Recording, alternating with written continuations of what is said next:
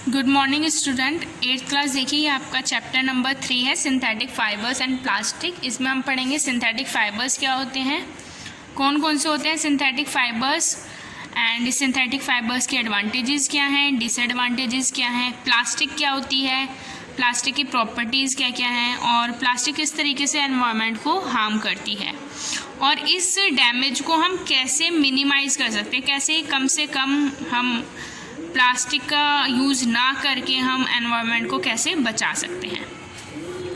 तो देखिए, जो सबसे ज़्यादा क्लोथिंग मटेरियल है जो हम यूज़ करते हैं अपनी डेली लाइफ्स में, वो डिफरेंट फैब्रिक से मिलकर बनी होती है, और फैब्रिक डिफरेंट फाइबर्स से मिलकर बने होते हैं। फाइबर्स नेचुरल भी हो सकते हैं और मैन मेड भी हो सकते हैं। नेचुरल फाइबर्स क्या होते हैं, जो प्लांट से हमें मिलते हैं और एनिमल से हमें मिलते हैं, like cotton, jute, wool and silk. Natural fibres का यूज़ एशियन टाइम में ज़्यादा होता था, लेकिन आज के समय में सिंथेटिक फाइबर्स जो मैन मेड फाइबर्स हैं उनका यूज़ ज़्यादा होता है, जैसे कि पॉलिस्टर, रेयन और नायलॉन। सिंथेटिक फाइबर्स होते क्या हैं, जो फाइबर्स ह्यूमन बीइंग के द्वारा बनाए जाते हैं उन्हें हम सिंथेटिक फाइबर्स कहते हैं। ये छोटे छोटे मॉलिक्यूल्स की चैन से मिलकर बने होते हैं, और इन मॉलिक्यूल्स को हम क्या कहते हैं, पॉलीमर्स। पॉलीमर्स को डिस्क्राइब हम कैसे कर सकते हैं, एक बीड्स देखिए, जैसे कि किसी माला में बीड्स होती है ना, एक धागे में जो बीड्स होती हैं वो एक दूसरे से जुड़ी होती हैं, एक यूनिट दूसरी यूनिट से जुड़ी होती है, और इन छोटी छोटी यूनिट्स को हम क्या कहते हैं, मोनोमर्स। बहुत सारे सिंथेटिक फाइबर्स ऐसे हैं जो फैक्ट्रीज़ में बनते हैं from coal, petroleum and natural gases से। Cotton fibre is formed from cellulose which is made up of a large number of glucose molecules। Types of synthetic fibres क्या क्या हैं, रेयन है, नायलॉन है, पॉलिस्टर है, एक्रेलिक है and spandex है। ये सिंथेटिक फाइबर्स के एग्जांपल्स हैं। उसके बाद देखिए, अब देखिए रेयन जो एक सिंथेटिक फाइबर का टाइप है, ये एक आर्टिफिशियल सिल्क होता है, इसे आर्टिफिशियल सिल्क के नाम से भी जानते हैं। ये वुड पल्प से मिलकर बना होता है। ये सिल्क से बहुत सस्ता होता है और इसे डिफरेंट कलर्स में डाई किया जाता है। इसका यूज़ किस किस में होता है, ये कॉटन के साथ मिक्स करके बेडशीट भी बनाई जा सकती है, इससे वुल के साथ यूज़ करके कारपेट्स बनाए जाते हैं। जो रेयन होता है वो श्रिंक नहीं होता है और पहनने के लिए ठंडा होता है, और ये जल्दी से रिंकल्स भी नहीं पड़ते हैं इस पर। शाइनी होता है बहुत ज़्यादा, और बहुत ज़्यादा शाइनी होता है, और सिल्क की तरह ही हम इसे यूज़ कर सकते हैं। उसके बाद नेक्स्ट है नायलॉन। नायलॉन जो था, जो फर्स्ट सिंथेटिक फाइबर जो बना था वो था नायलॉन। ये 1930s में प्रोड्यूस किया गया था from the air, water and coal without using any natural raw material. किसी भी नेचुरल रॉ मटेरियल के बगैर ही इसे बनाया गया था with the help of air, water and coal. Nylon first true synthetic fibre था। ये बहुत स्ट्रॉन्ग होता है, इलास्टिक होता है, यानी कि खींचे जाने पर ये टूटता नहीं है। ये वाटर को एब्जॉर्ब नहीं करता और बहुत अच्छे से फिर ये धुल जाता है, बहुत इजी होता है इसे धोना। इसमें रिंकल्स भी नहीं पड़ते हैं। ये सबसे पॉपुलर मटेरियल है जिससे क्लोथ्स बनाए जाते हैं।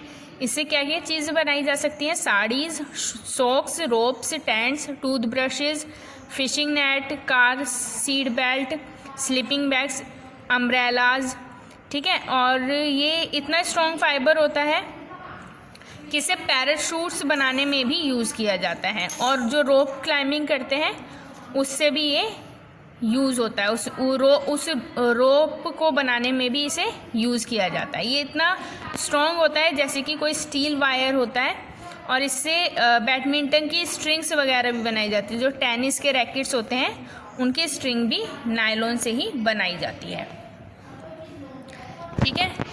इसके बाद देखिए नेक्स्ट है polyester and acrylic. Polyester fibre जो होता है उसके नाम है कुछ जैसे टेरिलिन, डेक्रन और terrain. The most commonly used polyester is terylene. It is blended with cotton to give terracotta and with wool to form terry wool. इसे कॉटन के साथ मिक्स करके टेरिकोट, जो एक कपड़े का नाम है, वो बनाया जाता है। Clothes made from blends are more comfortable to wear. इससे जो क्लोथ्स बनाए जाते हैं वो बहुत कंफर्टेबल होते हैं पहनने में, वो श्रिंक नहीं होते ईजिली और ईजी होते हैं टू वॉश, मतलब उसे अच्छे से वॉश किया जा सकता है, बहुत जल्दी ड्राई हो जाते हैं, बहुत जल्दी सूख जाते हैं। Polyester use to making lightweight sails, conveyor belts, water hoses for fire fighting. Polyester are main implies and made of repeating units in the chemical called ester. Polyester का एक नाम, पॉलिस्टर को जैसे इम्प्लाई किया जाता है उसकी एक यूनिट होती है जो केमिकल यूनिट है, उसका नाम क्या है? Ester. The fruity smell is fruit in fruit is due to the presence of ester in them. जो फ्रूट्स में से हमारी जो स्मेल आती है वो किसकी वजह से आती है? क्योंकि उसमें ईस्टर होता है। एक पॉलिस्टर का नाम दिया हुआ है पॉलीथिलीन टेरिफ्लेटेड, ये एक पॉलिस्टर का नाम है। ये बॉटल्स बनाने के लिए यूज़ होता है, जार्स बनाने के लिए, फिल्म्स बनाने के लिए, वायर्स बनाने के लिए और बहुत सारी यूज़फुल चीज़ें बनाने के लिए यूज़ होता है। तो आपको ये नाम याद रखना है, PET पैट। उसके बाद आता है एक्रेलिक। एक्रेलिक फाइबर्स कौन कौन से होते हैं? ओलोन और एक्रिलन, जो वूल के साथ, जिसकी प्रॉपर्टीज़ एक तरीके से वूल की तरह ही होती हैं। इसके स्वेटर बनाए जाते हैं, स्ट्रॉज, ब्लैंकेट, कारपेट बनाए जाते हैं। ये बहुत वार्म होता है, बहुत गर्म होता है, सॉफ्ट होता है और फ्लेक्सिबल होता है। ये जो एक्रेलिक से जो कपड़े बनाए जाते हैं वो चीपर होते हैं, यानी कि सस्ते होते हैं वूल से, और ये डिफरेंट कलर्स में बहुत ज़्यादा अवेलेबल होते हैं। सिंथेटिक फाइबर जल्दी मेल्ट हो जाते हैं और बर्न करने पर, यानी कि गर्म करने पर श्रिंक हो जाते हैं, क्योंकि इसमें केमिकल की स्मेल आती है जो बर्निंग बहुत जल्दी हो जाती है इसमें, और ये फायर को ईजिली कैप्चर कर सकते हैं। अब देखिए सिंथेटिक फाइबर्स के एडवांटेजेस क्या क्या हैं। ये ईजिली रिंकल नहीं होता है, श्रिंक भी नहीं होता है, दे ड्राई क्विकली, बहुत जल्दी सूख जाता है, इसलिए इसे कम आयरनिंग की ज़रूरत होती है, यानी कि प्रेस कम करने की ज़रूरत होती है। ये बहुत ड्यूरेबल होता है और लेस एक्सपेंसिव होता है, रेडली अवेलेबल होता है और इसे मेंटेन करना, यानी कि अपने पास रखना बहुत ईजी होता है। इसके साथ साथ डिसएडवांटेजेस देखिए। Synthetic clothes are uncomfortable in hot and humid weather as they do not absorb sweat. Synthetic clothes uncomfortable होते हैं जब गर्मी होती है या फिर उमस का जो सीज़न होता है, क्योंकि ये स्वेट को ऑब्जर्व नहीं करते हैं। ये फायर बहुत जल्दी कैच कर लेते हैं और इनमें केयरफुल आयरनिंग की ज़रूरत होती है, क्योंकि ये बहुत जल्दी मेल्ट हो जाते हैं और ये नॉन बायोडिग्रेडेबल होते हैं।